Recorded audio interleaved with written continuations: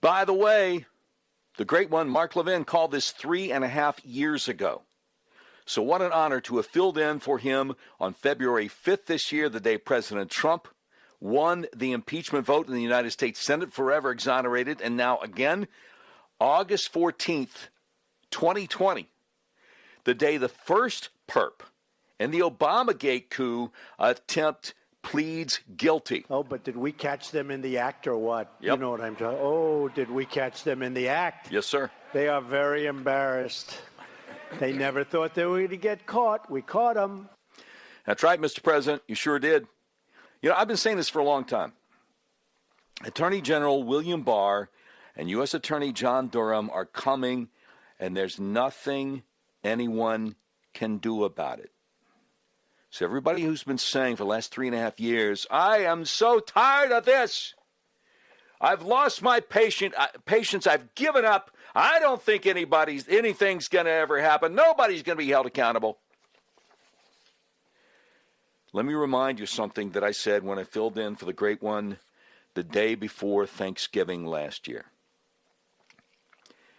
If you're going to take a shot at the king, you better not miss. And in this case, the king is the deep state. I don't know how to say it any more clearly than the fact that this coup attempt, this conspiracy was so broad, so widespread. It was in multiple different parts of our intelligence community and intelligence communities of other countries. And anyone who was to be indicted would have access to the finest criminal defense attorneys money can buy. And these are some really bad characters. And so William Barr and John Durham had to take their time, and other U.S. attorneys had to take their time and make sure all the T's are crossed and all the I's are dotted. So today, the first domino fell. All right, more about all that in a moment. But before I get too far ahead of myself, let me tell you a little bit about who I am. My name's Doc Washburn. I do the Afternoon Drive talk show at Mark's affiliate in Little Rock, Arkansas. I come on right before Mark Levin on KARN in Little Rock. Before that, I did a late-night talk show at Mark's affiliate in Charlotte, North Carolina at WBT. I grew up in Charlotte, by the way. And before that, even, I did talk radio in Panama City, Florida, and Savannah, Georgia. I did music radio for 20 years. I got into talk radio in 1997. So I have to tell you about a surreal experience. I was listening to Mark last night, and toward the end of the first hour, something totally unexpected happened. Mark asked Mr. Producer who was going to be filling in for him tonight, and mentioned my name, Doc Washburn, on the radio, and had some kind things to say about me, and I was just blown away. Now, you might think this is crazy, the connection that I made, but I'm a music guy. So it reminded me of an interview I heard with classic rock star Neil Young a couple of years after the tragic plane crash, which took the lives of several members of the southern rock band Lynyrd Skynyrd. And the interviewer asked Neil what he thought the first time he heard Skynyrd's song, Sweet Home Alabama, with these. Well, first of all, I really liked the way they played their guitars. And then when I heard my own name coming out of the radio speakers, I thought, now this is just too good to be true. And that's exactly how I felt when I heard Mark mention my name on the radio last night. Wait, what? Okay, well, no, okay, I get it. Okay, well, not exactly. In the interest of full disclosure, I have never actually heard Mark play guitar. Good catch, Mr. Producer. Appreciate that. But other than that, I hope it made sense. Now, a couple of things before we get back to the big news of today. If you would like to call in and get in on the conversation, as always, the number to call the Mark Levin Show is 877-381-3811. Also, very important, this Sunday night on Life, Liberty, and Levin on Fox News Channel, Mark discusses Joe Biden picking California Senator Kamala Harris to be his vice presidential running mate with Mark Pulliam, attorney and contributing editor of Law and Liberty. plus Joe Concha, media reporter at thehill.com. All right. Now, all that having been said, again, 877-381-3811 to call in. Okay, let's get to the big news today. The guilty plea by the first of the Obamagate coup plotters to fall, FBI attorney Kevin Kleinsmith. Now, first of all, Mark sounded the alarm that the Obama administration spied on President Trump way back, almost 3.5 years ago, on this very radio show, March 2nd, 2017. That's very early. It took a lot longer than that for a lot of people to pick up on it. Then he went on Fox and Friends Sunday that weekend and made the case there. As if that wasn't enough, he went on Sean Hannity's popular Fox News Channel TV show the following Monday to get the word out.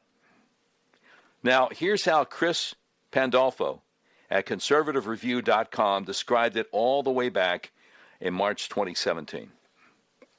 He said Mark Levin gave an interview on Fox News, Fox and Friends Weekend Sunday morning, in which he laid out the case against the Obama administration use of police state tactics against President Donald Trump. Those are Mark's words, police state tactics, and boy, was he right.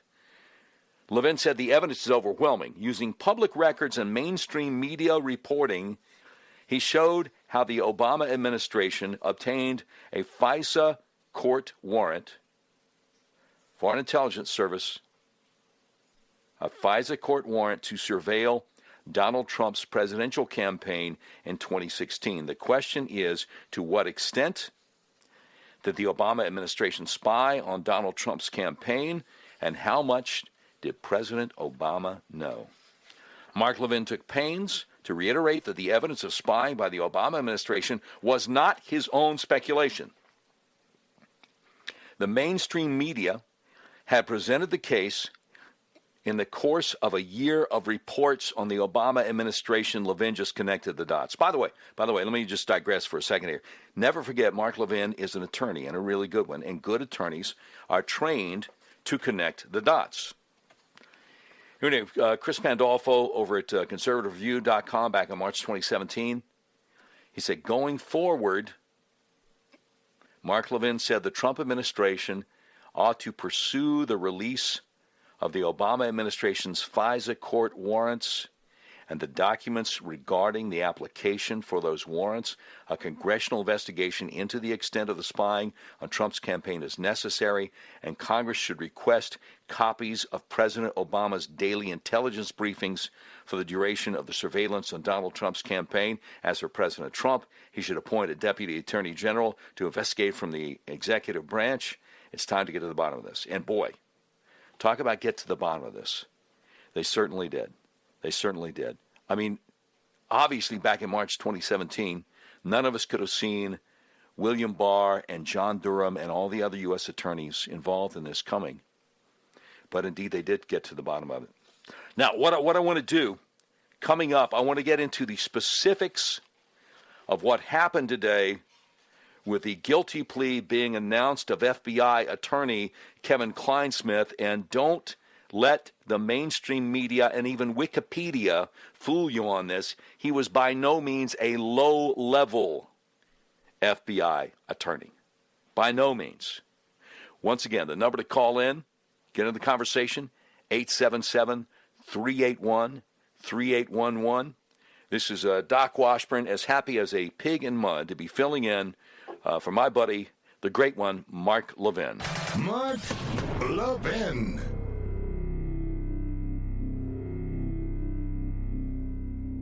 Now, I know you love freedom. How do I know that? Because you listen to my show. And my show and everything I do is all about preserving freedom and the form of government that secures it for us. It's the same with Hillsdale College, one of the very best truly liberal arts colleges in the nation. That's why I talk about them all the time, because Hillsdale is committed to pursuing truth and defending liberty. Hillsdale teaches stellar students to defend freedom, no matter what they major in, whether it's science or music or economics or business, whatever. Hillsdale teaches them how to defend liberty. And they do that for you, too, through their free monthly digest of conservative thought. It's called In Primis. 5.4 million Americans receiving Primus for free every month. And you, my friend and fellow freedom lover, should be reading it too. You can subscribe for free at levinforhillsdale.com, Levin for Hillsdale.com. There's no strings attached. Generous donors who want to preserve freedom for future generations make it possible for Hillsdale to send in Primus to you for no cost every month. Start receiving and reading in Primus so you can know how to defend the freedom you love. Go to levinforhillsdale.com, Levin for Hillsdale.com, levinforhillsdale.com.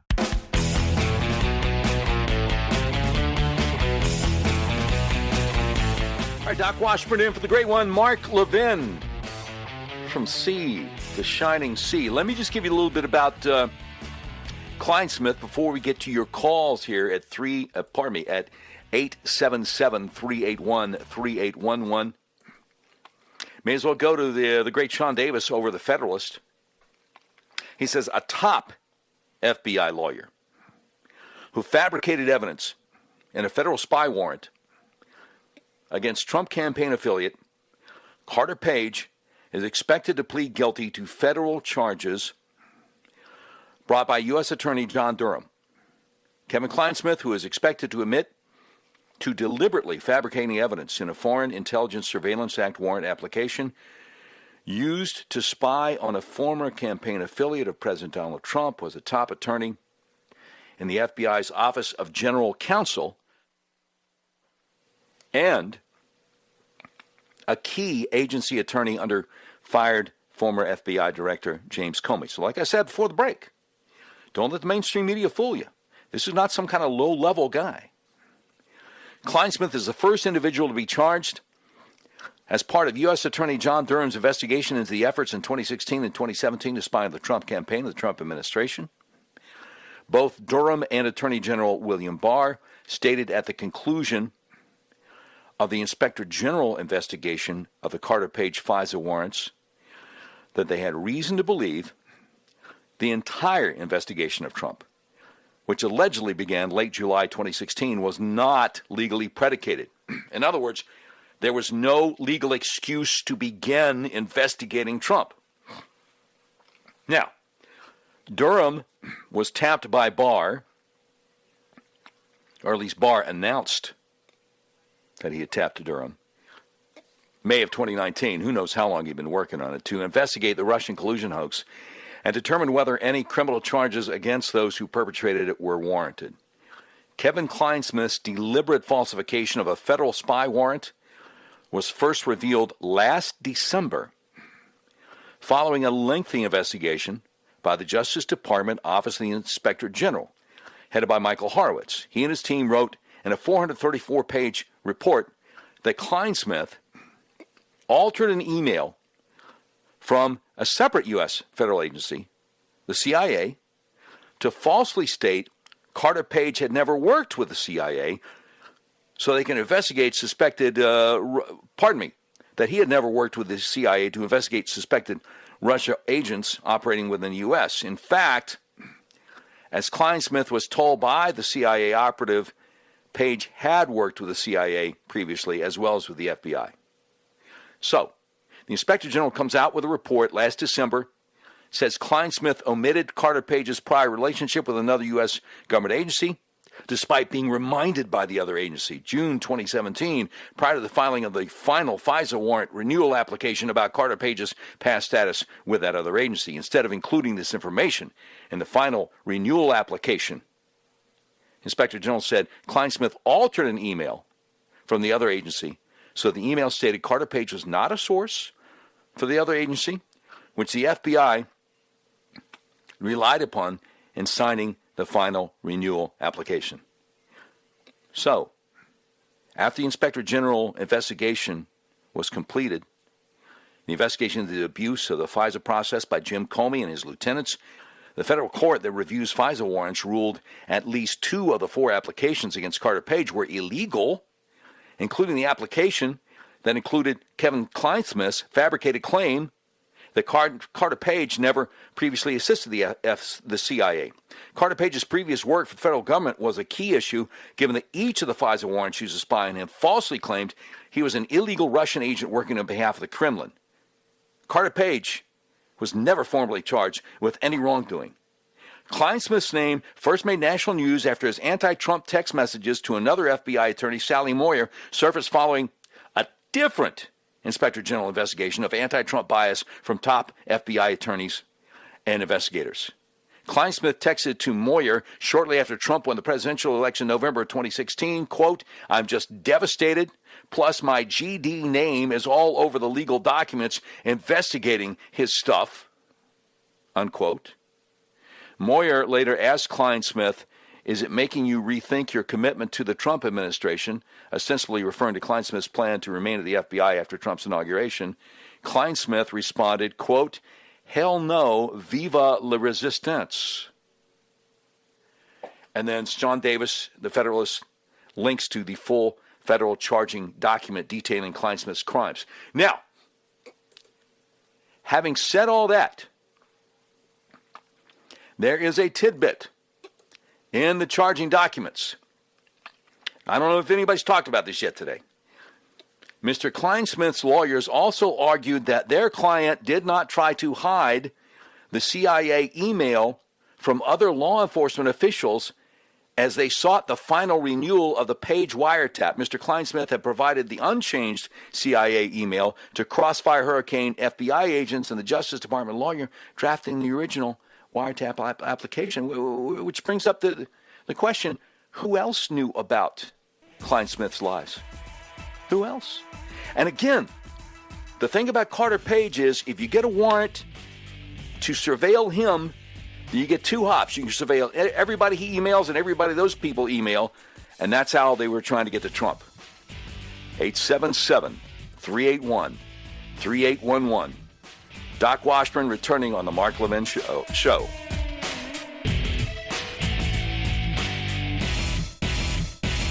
Now, I know you love freedom. How do I know that? Because you listen to my show. And my show and everything I do is all about preserving freedom and the form of government that secures it for us. It's the same with Hillsdale College, one of the very best truly liberal arts colleges in the nation. That's why I talk about them all the time, because Hillsdale is committed to pursuing truth and defending liberty. Hillsdale teaches stellar students to defend freedom, no matter what they major in, whether it's science or music or economics or business, whatever. Hillsdale teaches them how to defend liberty. And they do that for you, too, through their free monthly digest of conservative thought. It's called Imprimis. 5.4 million Americans receive Imprimis for free every month. And you, my friend and fellow freedom lover, should be reading it too. You can subscribe for free at levinforhillsdale.com, Levin for Hillsdale.com. There's no strings attached. Generous donors who want to preserve freedom for future generations make it possible for Hillsdale to send Imprimis to you for no cost every month. Start receiving and reading Imprimis so you can know how to defend the freedom you love. Go to levinforhillsdale.com, Levin for Hillsdale.com, levinforhillsdale.com.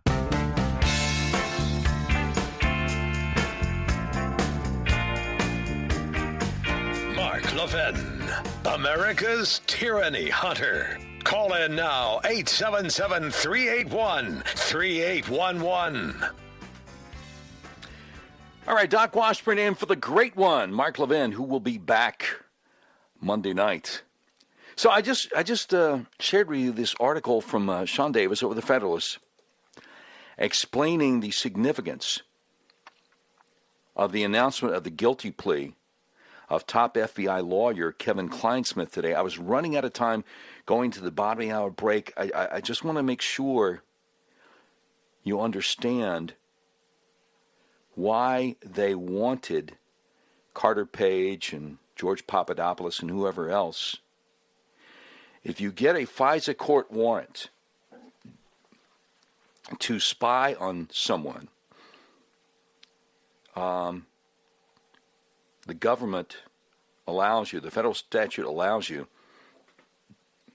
what they call two hops. So you can spy on that person, text message, email, whatever. And also, one hop, spy on everybody they're communicating with.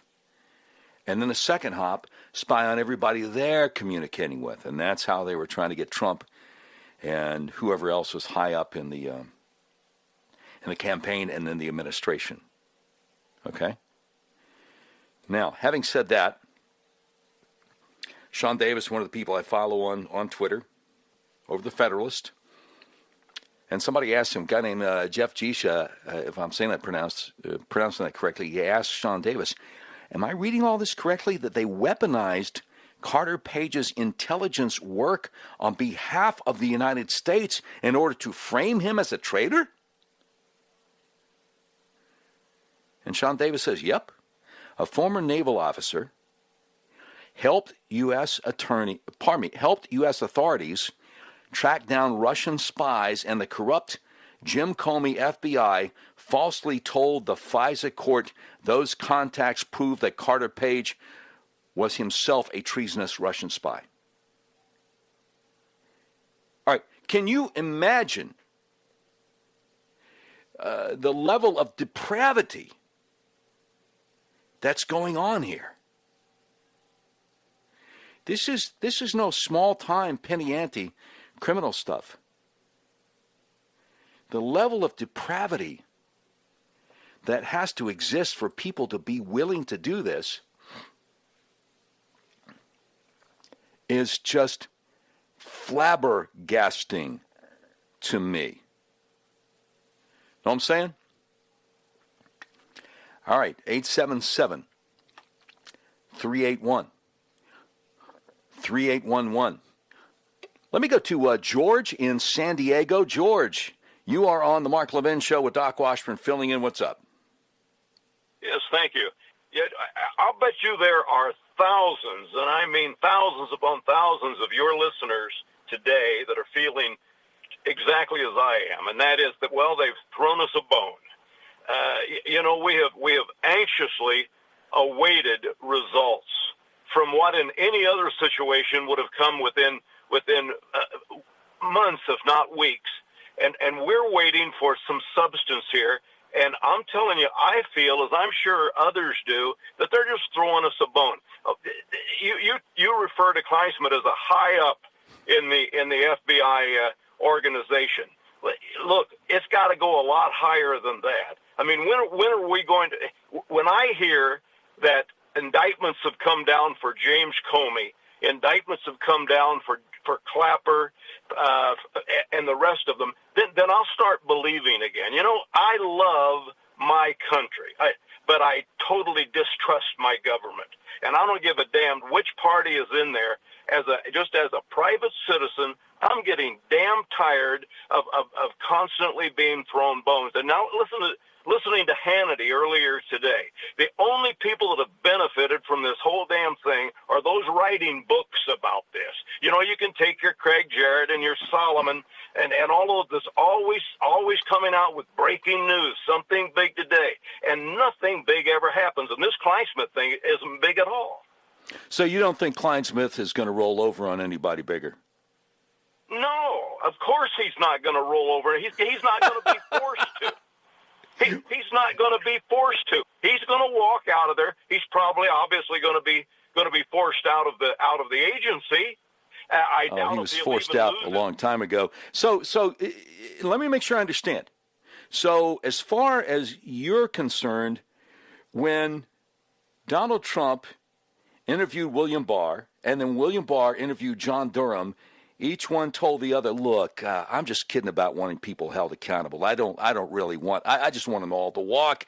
And when I leave office after my second term, I want to have to look over my shoulder the rest of my life to see if any of these bad guys are gaining on me. I don't want anybody going to prison. I don't want anybody held accountable. That's your belief? My belief is they've all got filth on each other. And like I said earlier, look, I'm 74 years old.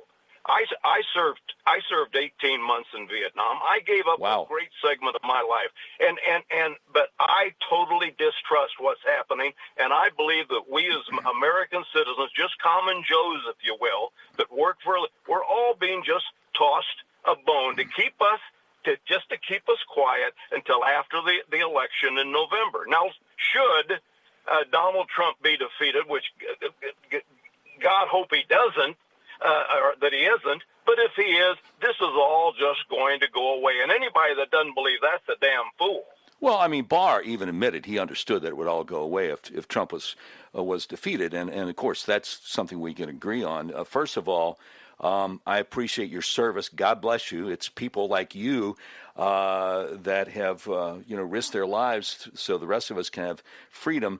But as big as this conspiracy was, it is just remarkable to me that you would think that they could get to the bottom of it and roll out indictments in a matter of weeks. That just doesn't make any sense to me. I think they could have rolled out indictments months ago, if not a year ago. Look, I'm frustrated, and I know that you have tens of thousands of listeners right now that are frustrated. I mean, show us the money. Show us the money, to quote the phrase. Yeah. Yeah. Okay, George, thank you so much for your call. I appreciate you. God bless you. Thank you very much. I have no doubt whatsoever that Donald Trump picked the right guy for Attorney General and that William Barr picked the right guy for the charging documents today on Kleinsmith said that it called John Durham special attorney to the Attorney General. I've never seen that before. All right, pardon me. I almost gave out my local number in Little Rock, 877-381-3811. Let me go with Corey in Corpus Christi, Texas. You are on the Mark Levin Show with Doc Washburn filling in for the great one. What's up? Hey, Doc, I kind of want to echo the last caller's sentiment. I mean, I guess we're all pretty cynical now of what's going on in government. Maybe that's why. And why I agree that Kleinsmith is, he's a good catch. Yeah. But he's not. He's not Clapper. He's not Baker. He's not Comey. Access to some of the best defense attorneys in the world. And these guys have all been giving interviews. They've all been talking to Durham and Durham's people. And no good defense attorney is going to let their clients give interviews if they think there's ever going to be an indictment coming. How do we know who's talked to Durham and who hasn't talked to Durham? Huh? How do we know who's talked to Durham and who hasn't talked to Durham? Well, they put out that Durham's talked to Clapper and he's talked to Brenham. I mean, the mainstream media, based on anonymous sources, will put out all kinds of stuff. A lot of times they're wrong. But let me ask you something. The same thing I asked George in San Diego. Do you really think that Kleinsmith's not going to roll over on bigger people? Do you really think that he gets off on just this one count because he wasn't willing to cooperate with federal prosecutors? No, I'm sure that he's going to talk. I mean, who in his position? I mean, I know he's down for the resistance, but I bet he's not down for the resistance that much. But I think here's the problem. If let's say Barr and Durham find out a whole bunch of stuff, and it leads them right back to Obama and Vice President Biden. Yeah. Now, and they have them dead to rights, hands in the cookie jar. Yeah. Now they have a problem, because what do you think is going to happen if they have the ability, and they know they should, to indict President Obama and Vice President Biden? Yeah. Who were both in that January 5th, 2017 meeting just a couple of weeks before Trump took over, and obviously they were very much part of the conspiracy to take down Michael Flynn. No, that is an excellent question, Corey, and I'm going to try to deal with it coming up on the other side of the break. I appreciate your call, and I appreciate that's very compelling. That is a great thought starter, and we're going to have to deal with that on the other side of the break. More of your calls coming up at 877-381-3811. Doc Washburn filling in for the great one, Mark Levin. Mark Levin.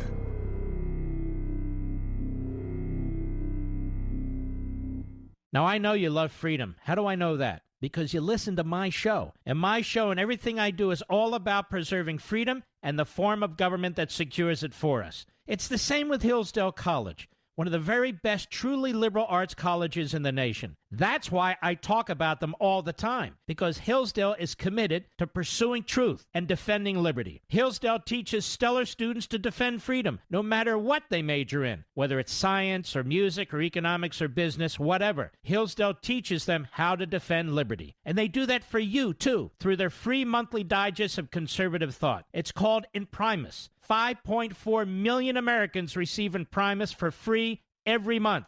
And you, my friend and fellow freedom lover, should be reading it too. You can subscribe for free at levinforhillsdale.com, Levin for Hillsdale.com. There's no strings attached. Generous donors who want to preserve freedom for future generations make it possible for Hillsdale to send Imprimis to you for no cost every month. Start receiving and reading Imprimis so you can know how to defend the freedom you love. Go to levinforhillsdale.com, Levin for Hillsdale.com, levinforhillsdale.com.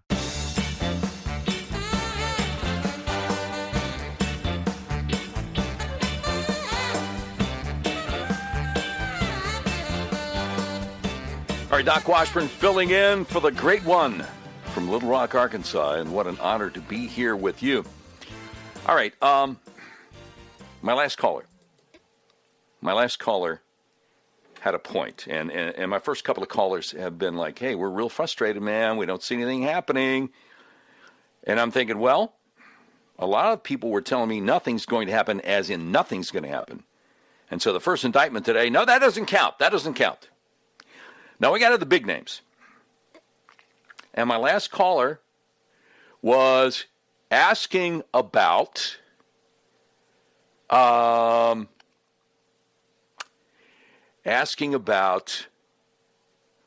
and Biden.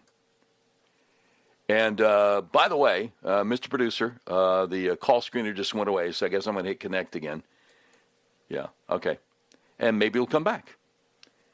Oh, password. I got a password around there somewhere. Live radio, isn't it fun? Yeah, I got the password. I'm going to bring the call screener back, even as we speak. But the thing about Obama and Biden, because they were both in on the January 5th, 2017 meeting where they discussed with, I think it was with Comey and Strzok. Who else is in on that? Susan Rice. Anyway, a couple other people. The ongoing attempt to get Trump by way of getting Michael Flynn. So a lot of people aren't going to be satisfied unless Obama and Biden are in handcuffs, and Hillary. And so the question would be this. Is everyone who's guilty of breaking federal laws going after a presidential candidate, nominee, and then a president-elect, and then a sitting president, do all those people deserve to go to prison? Well, sure. Of course they do. What someone has suggested, though, is if you were to indict a former president, does that set the precedent that the next time we have a Democrat president, he would indict Trump on trumped-up charges? And when everything comes out about this Obamagate investigation and how horrible what they did was, and how many people do go to jail, would the electoral consequences to the Democrat Party be worse than the electoral consequences were to the Republican Party after Watergate and Nixon resigned? And would they be so bad that even if Barack Obama didn't go to jail, he might wish he was in there? So that is what some folks have said. But 877-381-3811. Let me grab some more phone calls here. Squeeze another one in here. Tony in L.A., you're on the Mark Levin Show. Doc Washburn filling in. Tony, what do you think? Hi, how you doing today? Pretty good, sir. My take, having been a former federal investigator working for one of the regulatory agencies in the banking system. Yes, sir. I think that this is just the beginning or the tip of the iceberg. I believe that we have the small fish that's rolled. Granted, he's not a little guy in terms of the organizational structure. I get that. But he's the first one out. And from there, typically, these things will build. I share the frustration of a lot of your callers that it seems to be taking a long time. But I guess what? Justice does take a long time. If we're going to get these guys, it doesn't happen overnight. It just takes time. Yeah. We just build a case and let things come out as they do.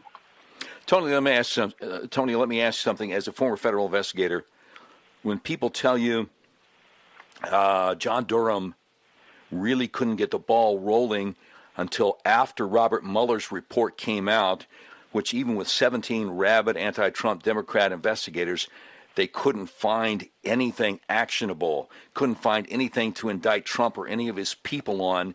But that had to fully play itself out for almost 2 years before they could start really investigating the coup attempt and even investigating the Mueller team itself. Does that make sense to you, given your background investigating stuff for the feds? Well, actually, it does. Essentially, the subterfuge that was going on with the entire Trump fiasco caused Durham to delay, to wait to see how things played out. And at the same time, that didn't mean that the pick and shovel work wasn't being done, that him and his team wasn't putting together the beginnings of the investigative process. But they just had to wait before they could really roll on this thing to understand the magnitude or the scope of what they were looking at. And I think that really the Mueller report finally being issued, which took so long, gave them the go-ahead, kind of the flag went up. And now they could go ahead and really start looking at what was coming down the pipeline. Mueller report and the IG report also. Right, exactly. Yeah, got about 30 seconds here. Also, what does it say to you that the Barr and Durham went to foreign countries to talk to intel heads and heads of state in foreign countries? That people just don't realize how big and widespread this thing was and how time-consuming it is, right? Exactly right. And the scope of the investigation continued to grow as the tentacles spread out and they began to really get a sense for just how far they had to take this to really give it its just due, to really finish the product and to finish the results for the satisfaction of the people. Very good, Tony. Appreciate your call. Appreciate your service to our country. God bless you. Thank you very much. Everybody wants to talk about this today. 877-381-3811. More coming up after the top of the hour. Doc Washburn from Little Rock, filling in for the great one, Mark Levin.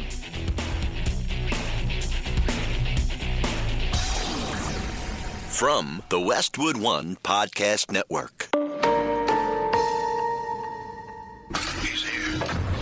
He's here. Now, broadcasting from the underground command post, deep in the bowels of a hidden bunker, somewhere under the brick and steel of a nondescript building, we've once again made contact with our leader, Mark Levin. Doc Washburn filling in for the great one, Mark Levin from Little Rock, Arkansas this evening, and just delighted to be here. Just hit the reset button here, starting hour number 2. U.S. Attorney John Durham today charged a former FBI attorney with making a false statement. The first prosecution brought as part of an inquiry into the handling of Crossfire Hurricane, the code name for the FBI's troubled investigation of the Trump campaign. John Durham charged Kevin Kleinsmith with 1 count of making a false statement committed in the process of vetting for a warrant application to spy on a former Trump campaign associate, Carter Page. According to a criminal information filed today in a federal court in Washington, Kleinsmith altered the content of an email he forwarded to an FBI special agent to say that Carter Page was not a source for the CIA, even though the CIA had advised FBI attorney Kevin Kleinsmith that the opposite was true. The special agent then relied on the email that he had purposely adulterated to sign off on a Foreign Intelligence Surveillance Act warrant application used to spy on Carter Page. According to a report by the Department of Justice, Inspector General, and the Criminal Information, Kleinsmith contacted the CIA liaison June 2017 to find out if Carter Page was a source for the CIA as part of preparations to renew the spy warrant. The liaison with the CIA responded with a list of documents and advised Kleinsmith that Carter Page had provided direct reporting to the CIA in the past. When the DOJ Inspector General asked Kevin Kleinsmith why he subsequently described Carter Page as not a source for the CIA, Kleinsmith said he recalled the CIA liaison saying Carter Page was not a source of theirs, but rather incidentally reporting information via a source of theirs. When the Inspector General asked the CIA liaison about the same, the liaison said her email stated just the opposite. How about them apples? By the way, this is over the epochtimes.com. Kleinsmith's attorney, Justin Schur, told the AP his client is expected to plead guilty. President Trump, who had long asserted the Obama administration spied on his campaign, told reporters at the White House, quote, "That's just the beginning, I would imagine, because what happened should never happen again. The fact is they spied on my campaign and they got caught, and you'll be hearing more." How about them apples? Before the FBI filed its first application to spy on Carter Page, the CIA had informed it in August 2016 that Carter Page was an operational contact for the CIA, that he had informed the CIA about his contacts with Russian intelligence officers. The FBI never included that information in the 4 spy warrant applications to the secret Foreign Intelligence Surveillance Court. Let me tell you how important this is. Because when you are a federal agent trying to get a warrant out of the FISA court, the FISA court really has to rely on you telling the truth, because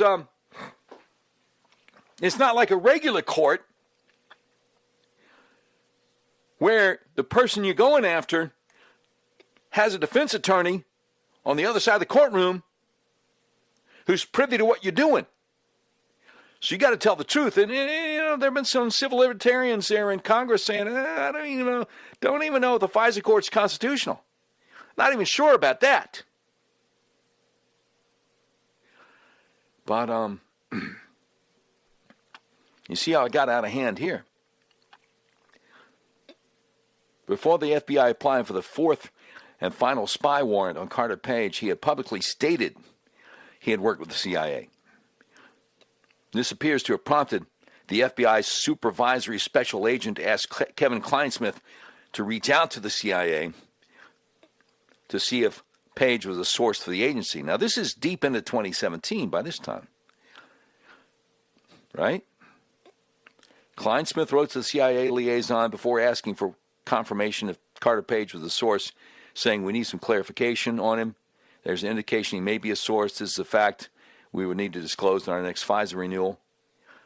After learning of Kleinsmith's email forgery, a FISA court judge ordered the FBI to identify all the surveillance applications Kleinsmith was involved in. The court also barred him from participating in the preparation of future FISA applications. The plethora of errors in the applications prompted a rare rebuke from the FISA court, which ordered the FBI to prove why the court should trust any of its applications. According to the criminal information filed today, Kleinsmith's tenure at the FBI ended September 21st last year. There's a lot more, but I want to get some callers, and I want to just remind you what President Trump said a couple years ago. Oh, but did we catch them in the act or what? You know what I'm talking. Oh, did we catch them in the act? They are very embarrassed. They never thought they were going to get caught. We caught them. I happen to believe him.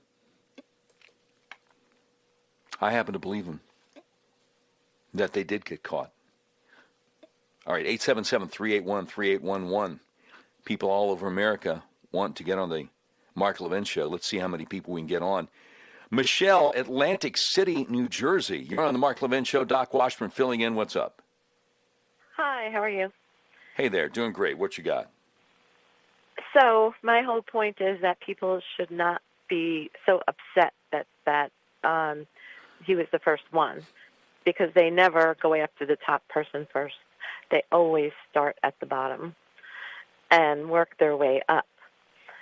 So there actually had to be a grand jury, because they just don't indict somebody without all the information in a grand jury. So yeah, it was probably a grand jury for him. And I understand there's been several other grand juries already. So I think this is just the beginning of what we're going to see. And as it goes along, it's going to get better. Yeah, and I think you're right, Michelle, and I appreciate your call. God bless you. Thank you very much. One of the things, and I don't doubt there were several grand juries, because, they're secret. And so we might never know how many of them there were. Attorney General Barr did say that the COVID situation had made some things difficult for John Durham here the past few months, and it delayed some things, and that was, disappointing. But he's still going full speed ahead. He's still going full speed ahead. All right, let me talk to Jeff in Summit, New Jersey. You're on the Mark Levin Show. Doc Washburn filling in. What's up, Jeff? Doc, hi. Thanks for taking my call. I have to tell you, you are a great fill-in host for Mark. I always enjoy hearing you. Well, you're too kind. I appreciate that. To one of your earlier callers who was very upset that Obama and Biden, particularly Obama, was not being indicted, and you made a point that it sets sort of a dangerous precedent if we indict former presidents.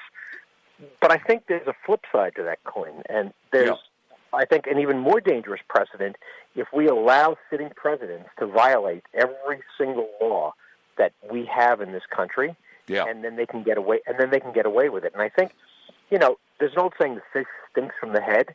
And I think one of the reasons that we're seeing all this violence with BLM and Antifa, and they feel that they can get away with it, is because from the very top, from a community organizer like Obama, he essentially took the office of the presidency, and he violated virtually all the laws that we have, particularly, I believe that all of this spying on the Trump campaign couldn't have gone on without his, if not his imprimatur, certainly without his knowledge and his sort of casting a blind eye towards it. And I think that's why we're seeing this kind of, radical defiance that we have today, is because you had a leader like Obama who was able to get away with this. The first priority, the first obligation of a sitting president of the executive branch is to, uphold and defend the laws of the land and the Constitution of the United States. Absolutely, yeah. No question. And I think it sets an even more dangerous precedent when we, yes, it can be weaponized, as everything gets weaponized. But if we truly have a solid case where we have a former president who has violated as many laws as it appears that President Obama has violated, to allow him to get away with that, I think is worse than worrying about whether or not we're going to have, future Congresses or future Justice Departments just sort of indicting presidents willy-nilly. Because you really do have to have a substantial basis for indicting a president. I think it's a pretty high bar. Yeah, no, I understand, Jeff. In ordinarily, I take a really strong position on one side or the other of an issue. In this case, I just kind of wanted to throw that out there because it's something I'm still kind of thinking about, I think I've heard good arguments from both sides, and you certainly have a very good argument, like what precedent do we set if we let a president of the United States get away with all the stuff that Obama got away with, because, it's pretty clear also, and I appreciate your call. Thank you, Jeff. It's pretty clear from what has been said recently, social media accounts of a lot of, not only social media accounts, but congressional testimony of a lot of the people who were there, who were in the room, people like Sally Yates, Susan Rice. It looks like they're probably going to try to make Jim Comey the fall guy. Right? And if you're going to tell me that this was all Comey's idea, that Brennan, Obama, Sally Yates, Loretta Lynch, nobody else above Comey, I don't think so. I don't think so. So, yeah, I mean, I see both sides of that. What precedent do you set by indicting a former president? What precedent do you set by letting him get away with it? And then, of course, we still have the listeners who are like, doggone it, this is just Kevin Kleinsmith. I never heard of him before, and it's not going to lead to anything else. And if we don't get something done by the election and Trump loses, look, Trump's not going to lose. Joe Biden's not even running for president, actually. That's not a presidential campaign. And we could talk about that, too. And I'll get into all kinds of reasons why I think there's no chance Trump loses. But I don't want to get you complacent. I want to make sure that everyone, and there are millions of people within the sound of my voice. Somebody said earlier that tens of thousands of people listening are probably very frustrated. Only if that's a very small minority of Mark Levin's audience tonight. There are millions of people listening tonight. Each one of you needs to go out there and vote Republican straight down the line. More calls coming up. 877-381-3811. Doc Washburn filling in for the great one, Mark Levin. Mark Levin.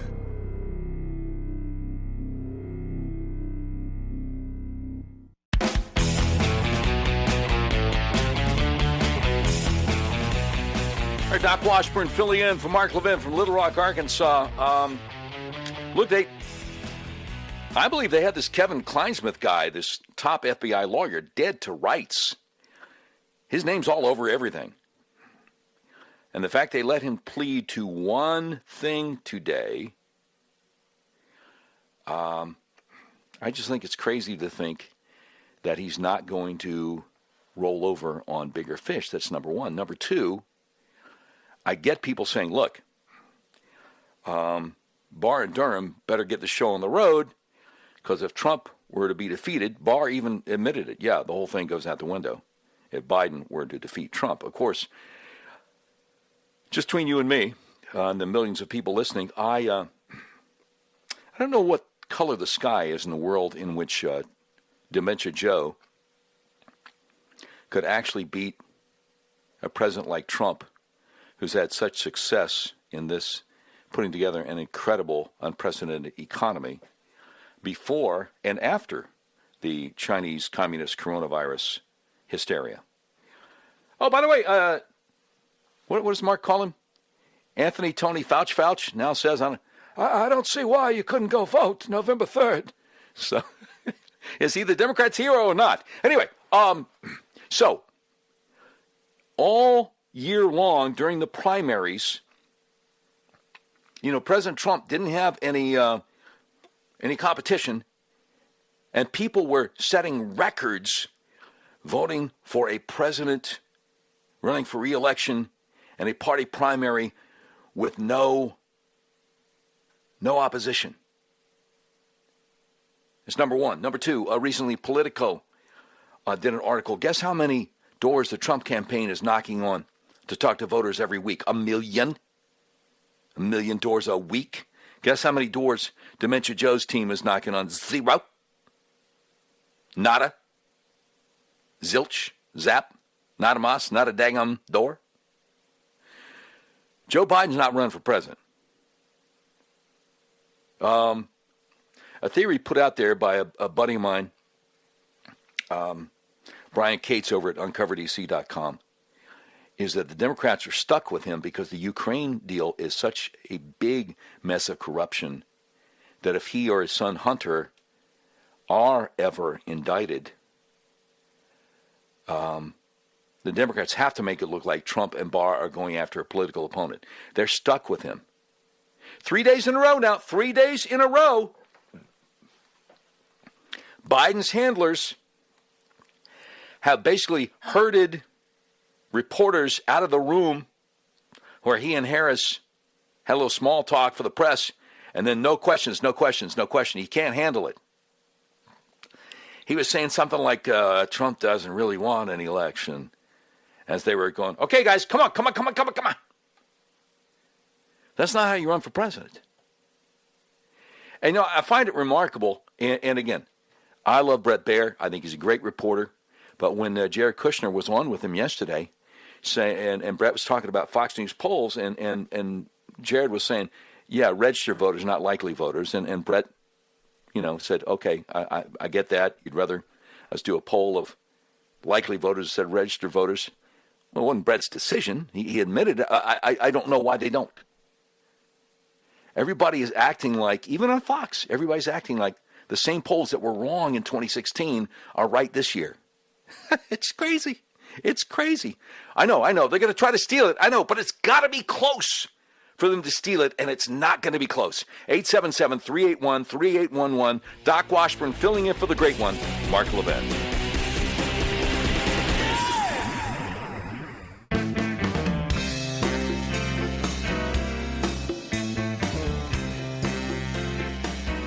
If you want to talk to Mark, we have two numbers for you to call. For regular Americans, call 877-381-3811. For liberals, call 877-381-3811. Hey, Doc Washburn here out of Little Rock, Arkansas, filling in for the great one, Mark Levin.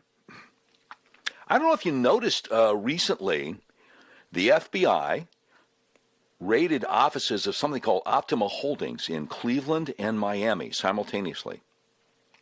I found out about it because I stumbled across a Cleveland television station that had a reporter out front of One Cleveland Center in Cleveland, Ohio. And yes, the FBI is here, and they're raiding this office owned by this building, this company owned by this Ukrainian oligarch, this Ukrainian billionaire. She talks to the spokeswoman for the FBI in Cleveland. Yes, we can confirm we're also raiding the same company, offices down in Miami. Turns out the guy's got something called a private bank. Private without the E, because that's kind of cool how they spell it over there in Europe, which was like the main financial holder for Burisma. Burisma? Where have I heard that before? Oh, yeah. They were the company that was giving Hunter Biden $1 million a year for going to a board meeting once or twice a year, right? Right. Now, everybody's saying, well, I thought Barr said they weren't going to go after Biden. It always pays to look at the actual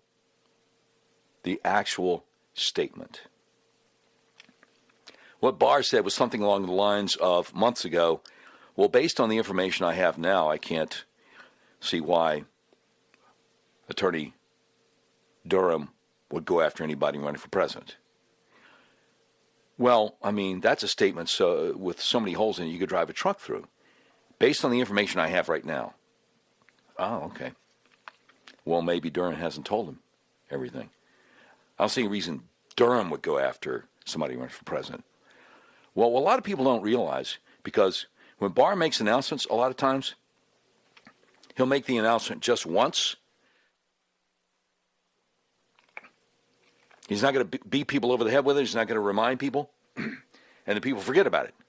But months and months ago, William Barr announced that the U.S. Attorney for Western Pennsylvania was investigating Ukraine and all the corruption surrounding it, and it's a lot bigger than the Bidens.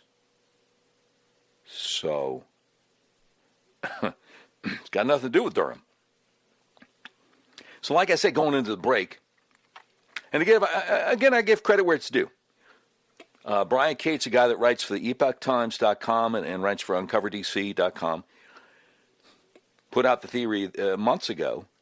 The Democrats are stuck with Biden because the Ukraine Gate deal is so big and so corrupt, and so many billions of dollars from U.S. aid went to Ukraine and disappeared, that if and when any indictments come down getting anywhere near Joe Biden or Hunter Biden, the Democrats have to be able to say, oh, well, Trump and Barr are just going after his political opponent.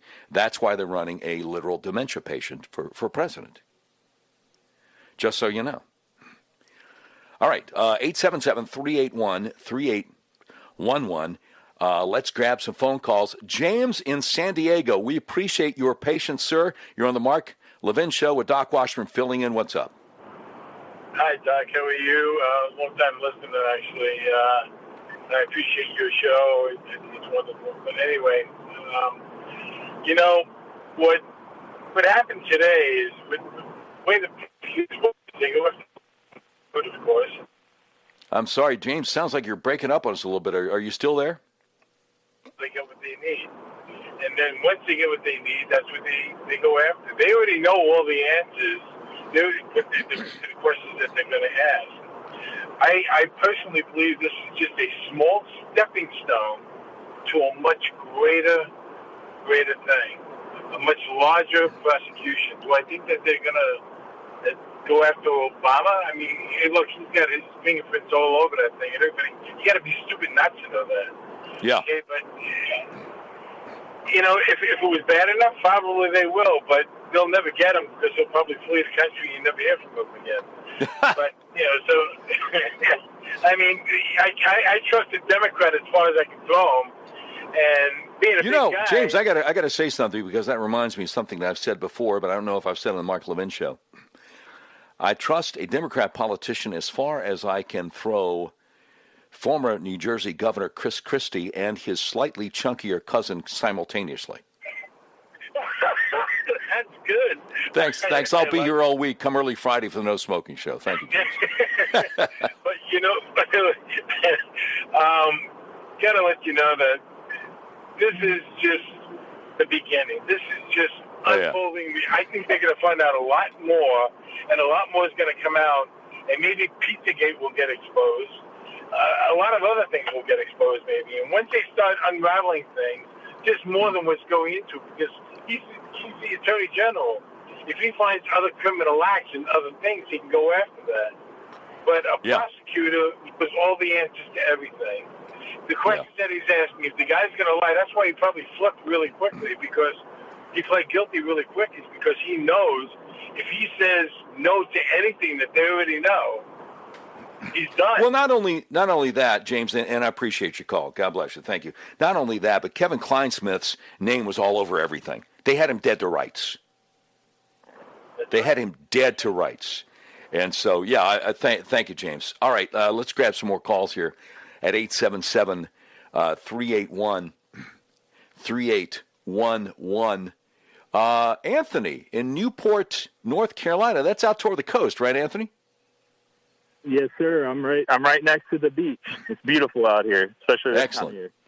Excellent. Hey, I just wanted to say everyone is talking, rightfully so, about what Durham and Barr and Trump is saying. But what I find most telling is that this rat, Kevin Kleinsmith, he served in the FBI under Comey. Yes. And Comey hasn't come out and condemned him. Right. He has said nothing. He's got a dirty cop working under him that led to the investigation of our president, and he's just sitting on his thumb, not saying anything. Yeah. I just wanted you to mull over that. And then I got another point for these losers, these professional athletes that keep bending the knee for a great national flag. Yeah. I just wanted to put out this point because they pretend to be social justice warriors. They're woke. America sucks. But maybe you'll be able to answer this for me. Can you think of any other profession that has a bigger pay disparity between men and women than professional athletics? Because I'm just waiting on their leadership. I'm waiting for them to split their pay with the women. Yeah. Start making this right. Equal pay for equal work. No, you're absolutely correct. And they really do need to. The NBA really does need to achieve some kind of parity in their paychecks with the WNBA. And frankly, Major League Baseball, since they are now doing the kneeling also, and there isn't a Major League female baseball, they need to spend their money putting that together so they can achieve paycheck parity with something that doesn't even exist now. Find some actual women who can play baseball and give them, a lot of their money. If you're going to kneel and disrespect the flag, then you're asking for it. Anthony, great call, brother. I appreciate it. Thank you very much. All right, 877-381-3811. Let me go to Bill in Falls Church, Virginia, somewhere I lived when I was a tiny, tiny tyke. Bill, you're on the Mark Levin Show. Doc Washburn filling in. What's up, sir? Well, thank you, Doc. Now, maybe we're beyond the issue, but when I talk to your operator here, Scooter Libby. Yes. Dick Cheney's chief of staff. Yes, sir. No small thing. Right. He went to jail, went to prison for outing Valerie Plame. Now, Valerie Plame was what is in the CIA a NOC, non-official cover. Yeah. She was not an agent, but she was helping, and that's what Carter Page was doing. And you cannot out these people, but this guy Kevin, whatever, Kleinsmith, he's effectively outed Scooter Libby. I used to be a NOC. I was in the first Bush administration. He outed Carter Page. Yeah. Carter Page. I knew the way he was answering the questions when they first honed in on him that what he had to do. You could never admit to what you're doing, and if you ever get caught, we never heard from you. Right. Never heard about you. And one of the things that was so horrible about what they did with Libby, they got him on a process crime for misremembering a phone call. He wasn't trying to out a CIA agent. And Richard Armitage, who worked for Colin Powell the whole time, knew that Scooter Libby was not guilty of anything and kept his mouth shut. Absolutely. Now, you got to know, and I'm sure you do, there is a lot of competition between the FBI and the CIA. Sure. The FBI is national. Okay, their jurisdiction does not go beyond our borders, right. theoretically. Theoretically, and then the CIA, they're international. Right. So there had to be some jealousy or something about Carter Page involving this whole thing, because they went after, as you know, several times. Don't you think instead of jealousy, it was just he was a handy guy to exploit, to use to try to get to Trump? I don't think they cared about Page one way or the other. Do you? Well, he was the open door to all that happened. Right. Because you've already described how this thing works. But Carter Page was a patriot and Absolutely. is a patriot. Absolutely.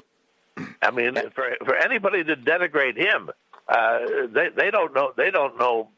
They better wake up and smell the coffee, because Absolutely. Yes, sir. There are a lot of people.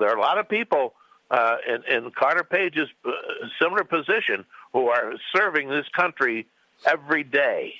Yes, sir. Absolutely. So anyway, all I got to say. Oh, by the way, I used to go to Ukraine, to Donetsk, and I want to tell you. Wow. I want to tell you, that's where they went. I've been there a lot. Yeah. all through the transition of the wall coming down, and I'm telling you, everybody is on the take. Yeah, that's why, and I appreciate your call, Bill, and I appreciate your service. God bless you. Thank you very much. That is why it was such a shock to the system over there when the wrong guy got elected prime minister. He and Trump really did have a lot in common. And think back to this sham impeachment they did at the start of this year. That's how terrified the Democrats are of everything coming out about Ukraine. And who was the one Republican that voted to convict Donald Trump of impeachment? That's right. Mittens Romney, the old Pierre Delicto. And why do you think he did that? And I wonder if it will come out.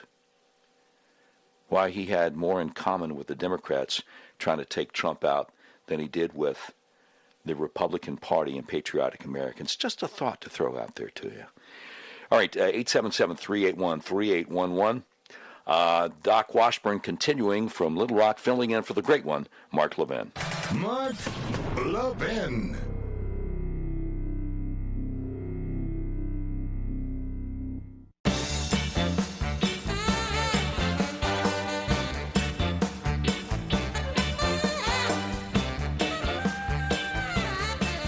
All Our Doc Washburn filling in for the great one, Mark Levin, from his affiliate in Little Rock, Arkansas, KARN. I was just so delighted to have the chance to fill in today. And we got another hour to go, I get it. But the day that I can tell everybody who's been telling me for, 3.5 years, nobody's going to be held accountable. Wake me up when there are indictments. And today, Kevin Kleinsmith, top FBI attorney, had him dead to rights. There's no way he falsified an email and said, no, Carter Page, he wasn't a CIA asset. There's no way he did that without the higher-ups knowing. And also, in the criminal pleading today, in the criminal investigation paper that came out, it is mentioned that he did tell higher-ups that this guy actually was a CIA asset.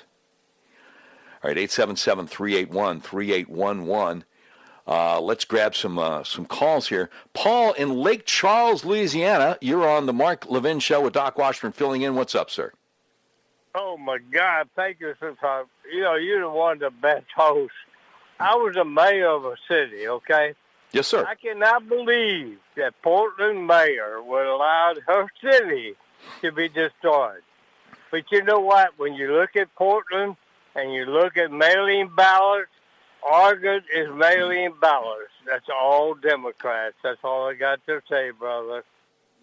Mail-in ballots. Mail-in ballots. Well, I'll tell you something. Nancy Pelosi and Chuck Schumer were insisting that people are not going to get their financial assistance because of the Chinese Communist coronavirus unless President Trump would sign some legislation mandating mail-in ballots for the whole country. And President Trump told them to take a long walk off a short pier. He wasn't going to do it. It's all about them trying to steal any election. And when the governor of Nevada recently said, hey, we're going to do it in our state anyway, he got sued so quickly, and I think he's going to lose. There's not going to be any national mail-in ballots. It's not going to happen. All right, let me grab a call real quick from Jimmy in Brooklyn. Jimmy, I think we got about a minute. Let's make it count, brother. What you got? Yeah, a little while earlier in the show, a guy called. I think he was a Marine, a military veteran, Vietnam War. Yeah. Look, we can't be so discouraged and demoralized that we throw up our hands and say, to hell with this. Amen. Our enemies are totally united. Tens of thousands of nuclear missiles aimed at us. Yep. The forces in the street are part of that, whether they realize it or not. So you have the people in the streets here rioting, the communists, the Marxists, and their allies among the anarchists. And they know they're united because in our history, this is the first time that they actually have a chance that they could topple us, because America has always been enemy number one to the Soviets. We stand in the way of the world socialist, world communist movement. We sure so do. They feel that they have us on our heels. We're like leaning over, and then Trump like parachuted right in the midst of this. Yeah. He certainly did. Jimmy, I got to run to it. Great call, brother. I appreciate you. Appreciate your passion. Appreciate your patriotism. And they're wrong because they're not going to win. All right, Doc Washburn filling in for the great one, Mark Levin. From the Westwood One Podcast Network. Ladies and gentlemen, this final hour of the podcast is sponsored exclusively by AMAC, the Association of Mature American Citizens. Now over 2 million conservative members strong, AMAC believes in and stands up for the values that we care about: faith, family, and freedom. Thank you for listening, and please support AMAC. And you can become a member at amac.us/join. He's here. Now, broadcasting from the underground command post, deep in the bowels of a hidden bunker, somewhere under the brick and steel of a nondescript building, we've once again made contact with our leader, Mark Levin. All right, Doc Washburn filling in for the great one, Mark Levin, from his affiliate KARN in Little Rock, Arkansas. Look, I got to mention to you, On Freedom of the Press, Mark's latest fantastic New York Times best-selling book is now available in paperback. Also, make sure you catch Mark Levin this Sunday night on Life, Liberty, and Levin. He will be discussing Joe Biden picking California Senator Kamala Harris to be his vice presidential running mate with Mark Pulliam, attorney and contributing editor of Law and Liberty, also with Joe Concha, media reporter over at thehill.com. So definitely want to check that out, Life, Liberty, and Levin, every Sunday night on Fox News Channel. Okay, today is a very historic day. The first of what I believe will be many indictments in Obamagate, Russiagate, whatever you want to call the coup attempt to take down the president. But I would be remiss in my duty if I didn't mention another serious story that is out there, a story that the mainstream media has tried to ignore. Let's give some credit to Matt Walsh over at The Blaze for beating the mainstream media over the head with this. The story of the 5-year-old Cannon Hinnant in Wilson, North Carolina, who was murdered point blank range, gunshot to the head as he was riding his bike, allegedly by his 25-year-old neighbor, Darius Sessoms. Now, at any given moment, there are millions of people listening to the Mark Levin Show. This is the third most listened to nationally syndicated radio talk show in America. And so why is it that so many of these millions of people have not heard this name, Cannon Hinnant? Well, it goes against the narrative that's pushed in the mainstream media. The narrative that there are a whole bunch of white cops looking for excuses to murder young black men. See, because in this case, the next-door neighbor, Darius Sessoms, who's been arrested in the murder of 5-year-old Cannon Hinnant, in this case, the next-door neighbor, the alleged murderer, is black, and the 5-year-old Cannon Hinnant is white. And so this is a murder that doesn't count because I think so many of the people that pull the strings in the mainstream media are racist, and they assume that you're racist, so, we can't let anything destroy the narrative. The same reason that the black highway patrolman in Mississippi who was murdered, allegedly, by 3 young black men last weekend didn't make the news. The same reason that it goes against the narrative. But I promise you, if Cannon Hinnant had been a little 5-year-old black boy murdered by his 25-year-old white neighbor, everybody in America would know that name, just like everybody knows the name George Floyd, Trayvon Martin, the Gentle Giant, Michael Brown. So when folk talk about systemic racism in America, sometimes I wonder if that systemic racism is running rampant in the halls of CNN, USA Today, organizations like that are finally having to talk about it, but leaving out the words white and black. Words they would not have left out if it was the other way around.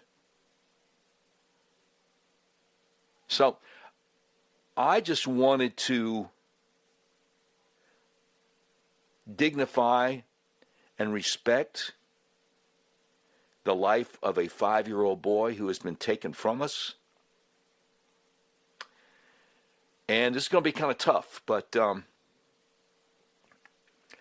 I got about 41 seconds of his father, Austin Hinnant, who, by the way, had the next-door neighbor over for dinner just a day or two before the shooting. These families had lived side by side for years. some extended members of the family who had been playmates with the alleged murderer growing up were shocked. They're like, I don't see how in the world I could never have imagined he would be capable of murder. And I don't even want to get started on the people on social media who are celebrating the murder because of this this mythical white privilege that they think an innocent 5-year-old boy had. It's depraved. It's depraved. Here is the father of the deceased, Kenan Hennett, who was murdered last Sunday night in Wilson, North Carolina at 5:30 p.m. They said the alleged murderer took off in a car and was arrested the next day. Here is Kenan Hennett's father. They can't imagine what it's like to hold your son while he's suffering from a gunshot wound to the head as his blood run down my arm. As he begins to work on my son, I immediately drop to my knees and I just pray to God. I say, God, you're the most righteous and all-powerful. Please just place your hand on my son. And that's to the top of my lungs.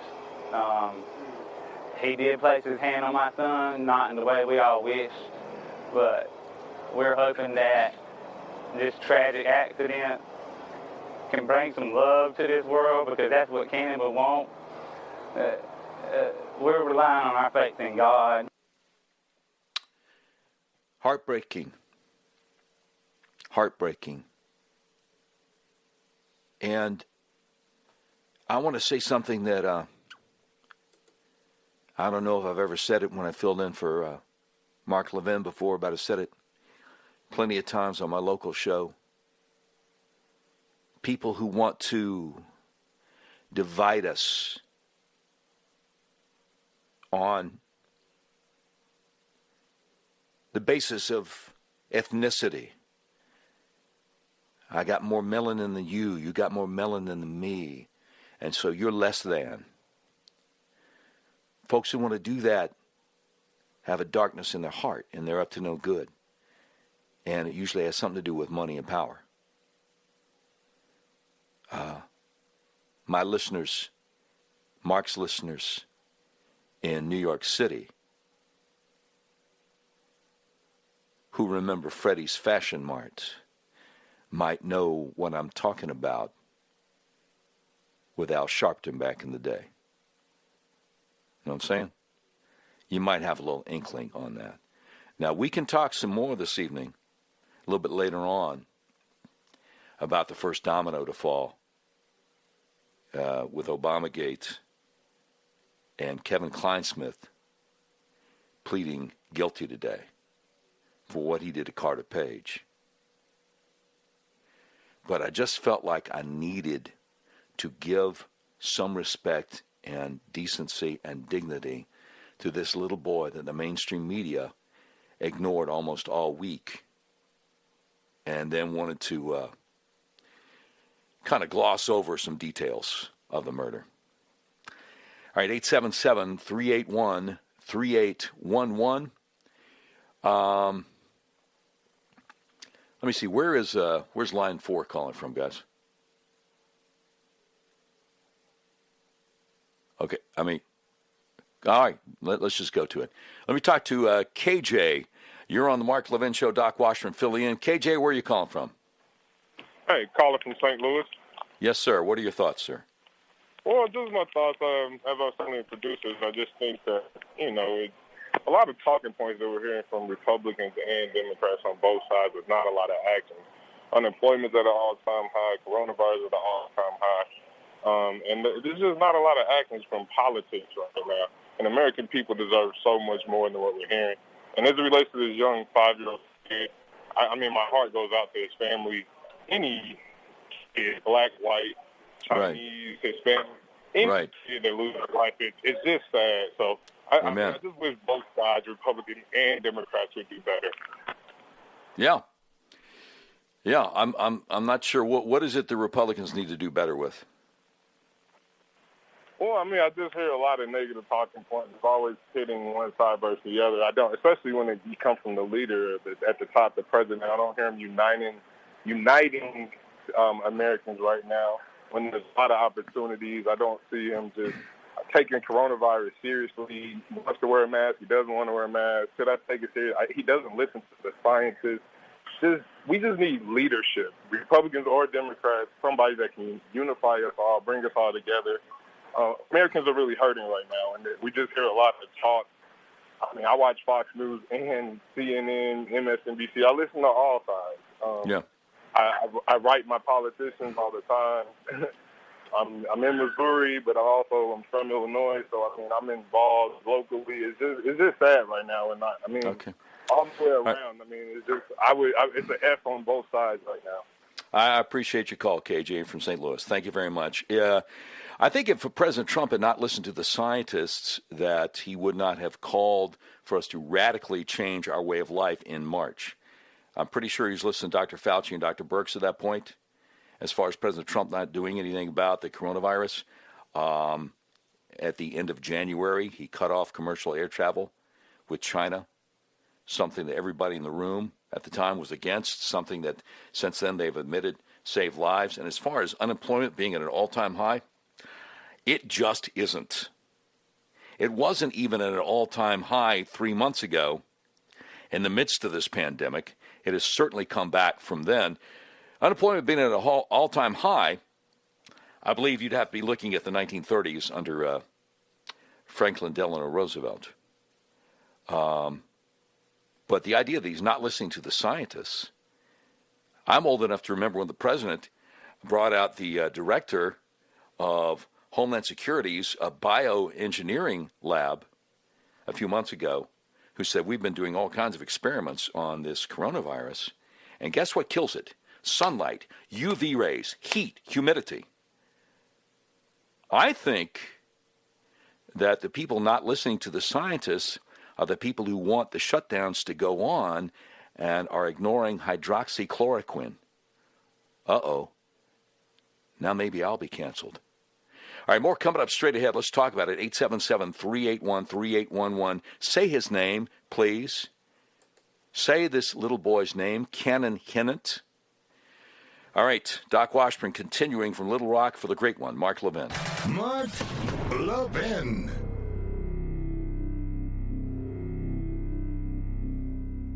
AMAC, the Association of Mature American Citizens, is one of the fastest growing organizations in America. Now over 2 million conservative members strong, and I'm one of them. AMAC believes in and stands up for the values that we constitutional conservatives care about. More than talk, AMAC fights. A full-time presence in Washington, AMAC pushes back against reckless spending, disasters like Medicare for All, and the expanding reach of the federal government. And beyond advocacy, joining AMAC gives you access to a wealth of benefits and discounts, including special member-only rates on car insurance, travel discounts, cell phone plans, and a hell of a lot more. And if that's not enough, you'll get AMAC's bi-monthly magazine, full of insightful articles on issues that matter to most of us, we conservatives. As I said, I'm an AMAC member, and you should be too. Join today at amac.us. That's AMAC.us. Stop supporting the liberal agenda that the other 50-plus organization has been pushing for. Join AMAC instead. AMAC.us.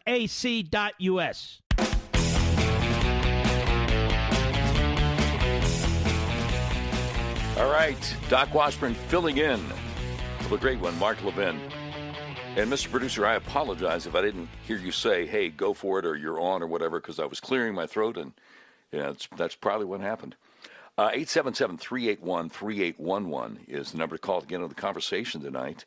My name is Doc Washburn. I am from Mark Levin's affiliates in Little Rock, Arkansas, the place where people really, really appreciate a good Bill Clinton impersonation. Unfortunately, I don't have a good one. All I have is something like, now look, I'm getting sick and tired of this, and I'm only going to say this once, and I want y'all to listen good. I did not smoke cigars. Well, that young woman, Miss Lewin, wait, what? Oh, well, okay, well, maybe I did, but I didn't think I did, so that's the main thing. Is my attorney running around here somewhere, David Kendall or Bruce Lindsay or somebody? Because I'm feeling my own pain right now. If you're picking up what I'm putting down, I think you just might be. No, I don't know if people outside of Little Rock would like that, but, people in Central Arkansas do. All right. Now, that having been said, since I did mention something about hydroxychloroquine a little bit earlier before the break, I want to go to Lynette in Spokane, the beautiful area of Washington State. You're on the Mark Levin Show with Doc Washburn. Lynette, we got about a minute and a half. What's up? Hey, Doc.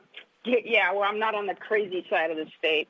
I clued right in when you mentioned hydroxychloroquine because I had an appointment at the VA about a week, going on 2 weeks ago, and I asked my primary care provider if the VA is treating its COVID patients with hydroxychloroquine, and she stated no.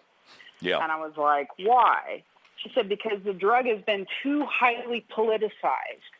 And now the VA is playing politics with the health care and, if not the lives, of our veterans and my fellow veterans.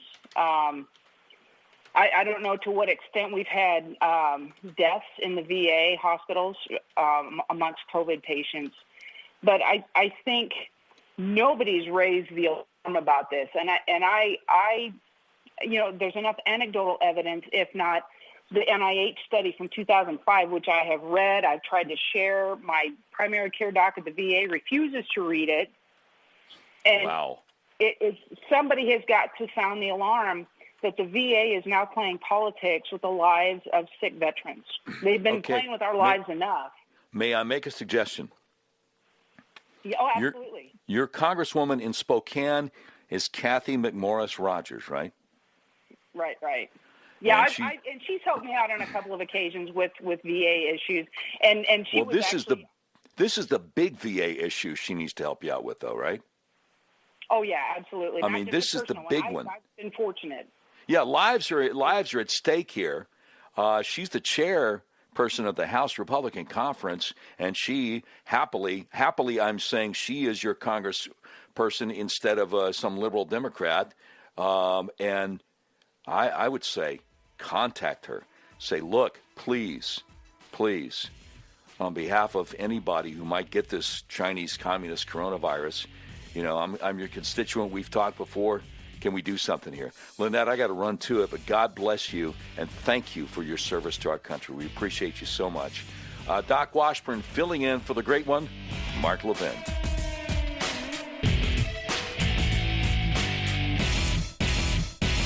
AMAC, the Association of Mature American Citizens, is one of the fastest growing organizations in America, now over 2 million conservative members strong, and I'm one of them. AMAC believes in and stands up for the values that we constitutional conservatives care about. More than talk, AMAC fights. A full-time presence in Washington, AMAC pushes back against reckless spending, disasters like Medicare for All, and the expanding reach of the federal government. And beyond advocacy, joining AMAC gives you access to a wealth of benefits and discounts, including special member-only rates on car insurance, travel discounts, cell phone plans, and a hell of a lot more. And if that's not enough, you'll get AMAC's bi-monthly magazine, full of insightful articles on issues that matter to most of us, we conservatives. As I said, I'm an AMAC member, and you should be too. Join today at amac.us. That's AMAC.us. Stop supporting the liberal agenda that the other 50-plus organization has been pushing for. Join AMAC instead. AMAC.us.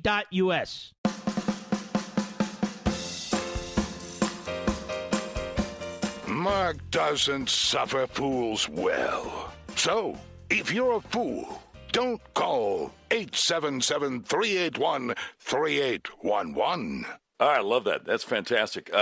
Doc Washburn filling in for Mark Levin, the great one, from Little Rock, Arkansas. Big news today for everybody who said, you know what, nobody's ever going to be held accountable because the swamp protects its own. And John Durham's deep state, and William Barr's swamp, and Trump couldn't fire him if he wanted to, et cetera, et cetera. What happened today? What happened today? Former top FBI lawyer Kevin Kleinsmith enters a guilty plea for lying, for changing an email about a guy named Carter Page the CIA said, yeah, he's definitely an asset. He's been very helpful to us, helping us spy on the Russians. Patriotic American. So what does Klein-Smith do? He said, nope. No, he was definitely not a CIA asset, so we can get a warrant with a FISA court and spy on him. And if you're thinking, well, what's the big deal of spying on Carter Page? They're trying to use Carter Page to get to Trump. Because if you get a FISA warrant to spy on somebody, you can spy on that person, everybody they're in contact with, either by email or text or any other way, and everybody those folks are in contact with. You ever played 6 Degrees of Kevin Bacon? 6 Degrees of Separation? That's kind of how it works, but only 2 degrees. And anyway, something to keep in mind. Devin Nunes was on Fox Business with Maria Bartiromo. He said, this is very important. Stefan Halper and Christopher Steele didn't actually spy on the Trump campaign. They manufactured intelligence in order to open an FBI investigation on Donald Trump. All these people knew. Comey, Clapper, Brennan, McCabe, Strzok, whoever. They all knew that there was no Trump-Russia anything. They were having to manufacture evidence. And my understanding is that when it got to the point that these people, whether it was Halper or Christopher Steele or Joseph Massoud, whoever it was, couldn't get Carter Page and George Papadopoulos to say what they wanted them to say, to go, aha, look, see, somebody working for Trump, and they want to do something with the Russians. That's when they had to come back in with Christopher Steele's dossier, which they all knew had no actual legit intelligence. No wonder Peter Strzok and Lisa Page are talking about an insurance policy. So anyway, I'm not trying to rub anybody's face in it who said nothing's ever going to come of this. I'm just trying to give you a reason to celebrate. Because some people were saying, hey, I hope I'm wrong. Hope something will come of it. I just am so disappointed that it's taken so long. And trust me, I do a talk show in Little Rock, Arkansas. So a lot of my listeners in Central Arkansas who saw the Clintons get away with so much for so many years were so jaded that when I got there in 2014, they were so dejected. They were like, Doc, Hillary's going to be president, and there's nothing we can do about it. And I hate to tell you this, and I wish I was wrong, but it's in the cards, and there's not a thing we can do about it. Of course, this is like a year before Trump came down the golden escalator, you know? But I had so many people in Arkansas who thought, the fix is in. Jeb Bush is going to be the nominee.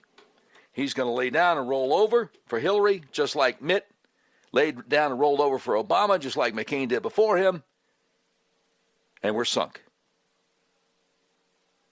So, and they, you know, we were all thrilled the day after Election Day on 2016. I said about 8 days out from the Election Day, 2016, I said, you know, he might actually be able to pull this thing off. He might actually be able to pull this thing off. So anyway, one of the questions that came up earlier in the show was, and there are two sides to it, and both sides make sense to me. I'm very, very rarely on the fence on anything. But since this all points back to Obama, and President Trump's been saying this for quite a while and using words like treason, since it all goes back to Obama, the question is, if you can get actual intelligence that he can be found guilty beyond a reasonable doubt in a court of law for whatever laws he broke, and you know he did, do you indict a former president?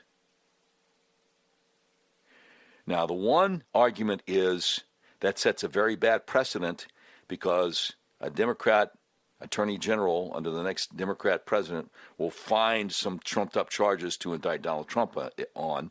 So that's a bad, dangerous precedent. The other argument is, no, it's a dangerous precedent to let a president get away with an attempted coup. You can't let that stand.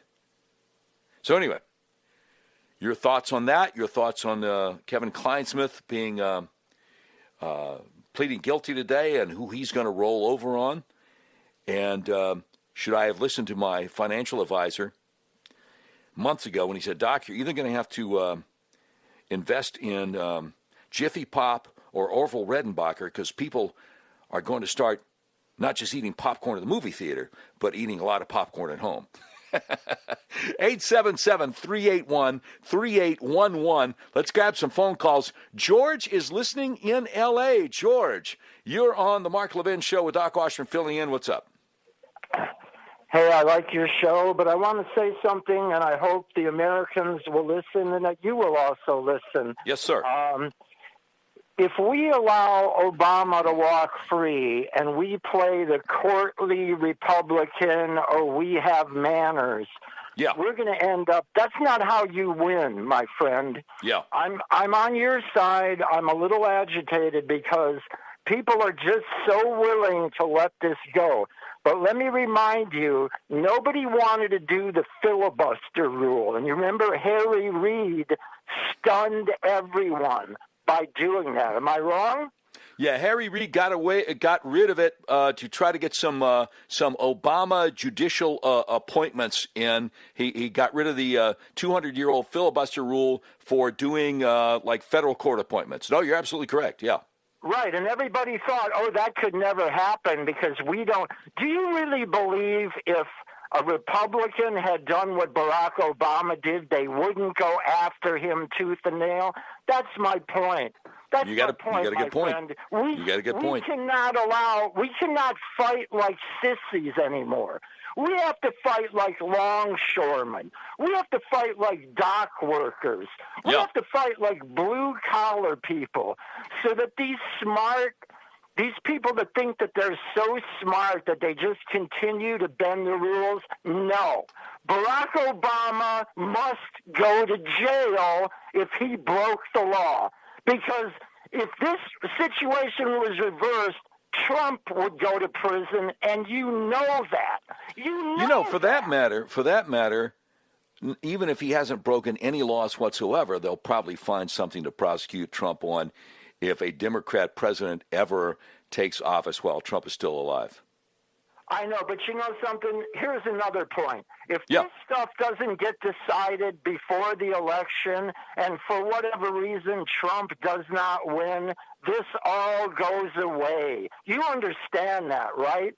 Not only do I understand it, William Barr recently said he understands it too. Well, I got to tell you, I don't have faith in Barr. I don't have faith in him. That guy eats at Smith & Walensky every day on taxpayer money. When he does something, I'll jump on his side. But from the minute I saw him, and let me tell you something, if I was made Attorney General, I would have brought an indictment within 30 days. I don't care if I had to indict the paper boy. I would have done something. This guy is another phony collecting a paycheck. No, I'm done. That's enough. That's enough. Sorry, George, you have no idea what you're talking about. You have absolutely no idea what you're talking about. I cannot put up with this anymore. For you to call a dedicated public servant like William P. Barr a phony collecting a paycheck, you should be ashamed of yourself. You know, if you're going to comment on something, it might help if you have any idea what you're talking about. For you to think that a conspiracy against a presidential nominee and then a president-elect and then continuing a sitting president as widespread, as broad as this conspiracy had to be, numerous intelligence agencies in the United States and in other countries. And you think, oh, well, that'd be easy. That'd be a piece of cake. Yeah, I'll just skip I'll just skip lunch. By the way, I looked up Smith and Walensky. Looks pretty good there. I'll just skip lunch. We'll just work extra hours, and we can just wrap it up in a few weeks. Sir, you have no idea what it takes to put together a federal criminal investigation and successfully bring charges against the biggest political scandal in the history of this country. That was disgusting. More calls coming up. I hope the rest of the callers will be better than that. What is it again? 877-381-3811. Doc Washburn continuing, and for the great one, Mark Levin. Mark Levin.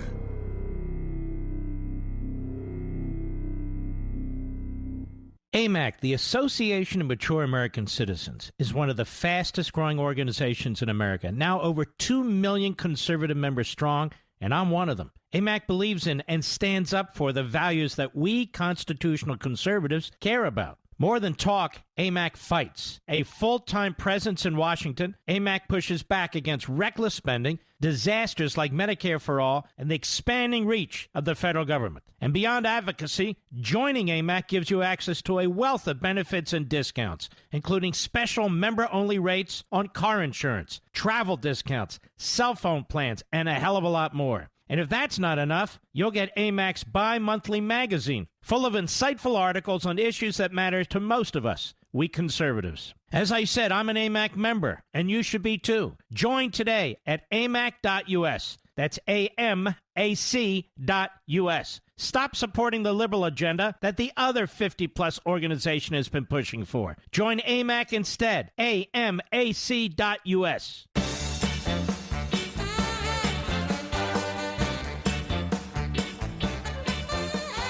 All right, Doc Washburn filling in for the great one, Mark Levin, from Little Rock, Arkansas. It drives me crazy when people call in and say things and they don't have any idea what they're talking about. The last caller before the break, and I think this is the sixth time I've filled in for the great ones, the first time I've kind of blown my stack at a caller. He said William P. Barr is a phony, just collecting a paycheck, which was just outrageous. And he also mentioned a restaurant, he says, Barr eats lunch at every day. And I looked the restaurant up, and guess what? They do not have a location anywhere within hundreds of miles of Washington, D.C. So I just felt like I needed to correct the record. I hope you will,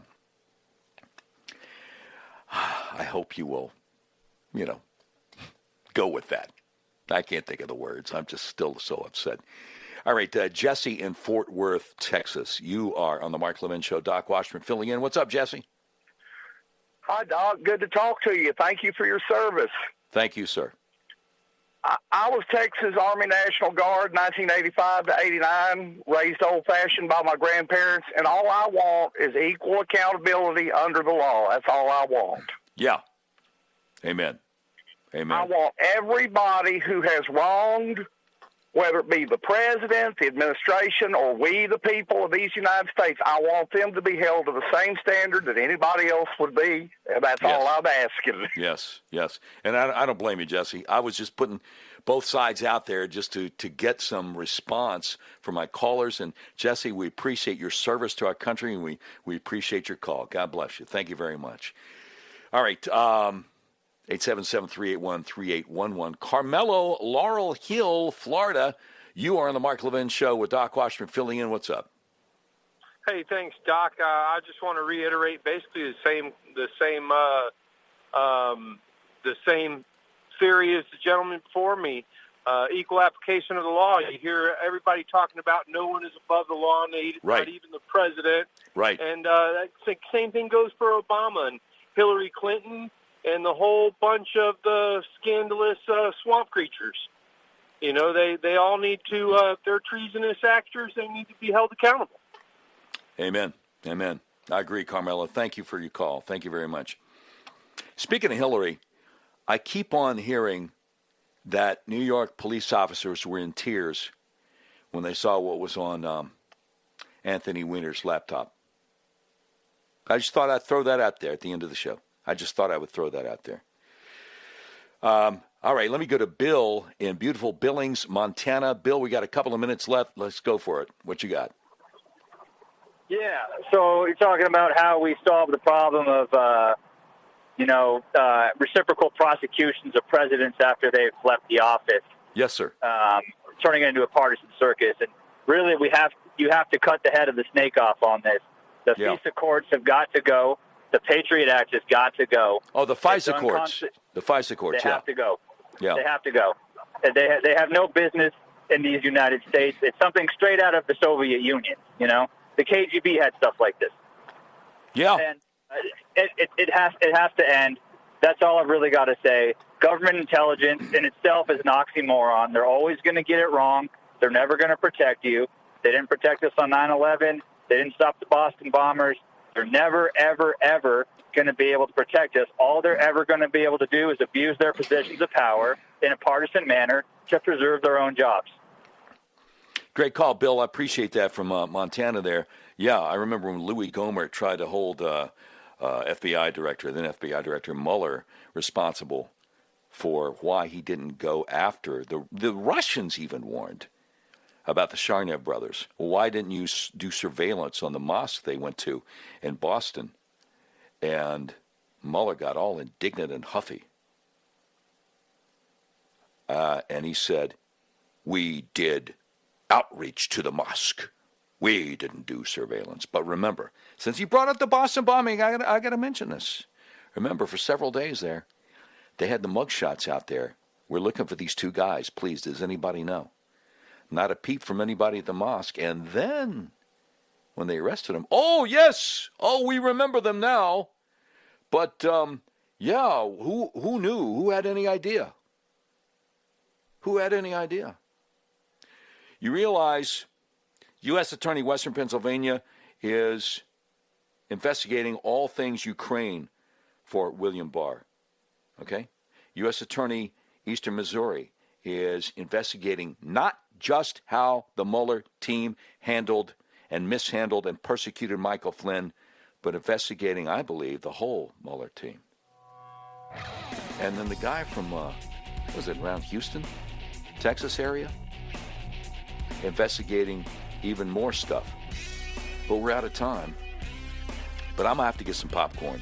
Thank you so much, Mark Levin, for letting me fill in again. Hope to do it again one of these days. Doc Washburn from Little Rock. Find me on Twitter and Facebook. Have a great weekend. From the Westwood One Podcast Network.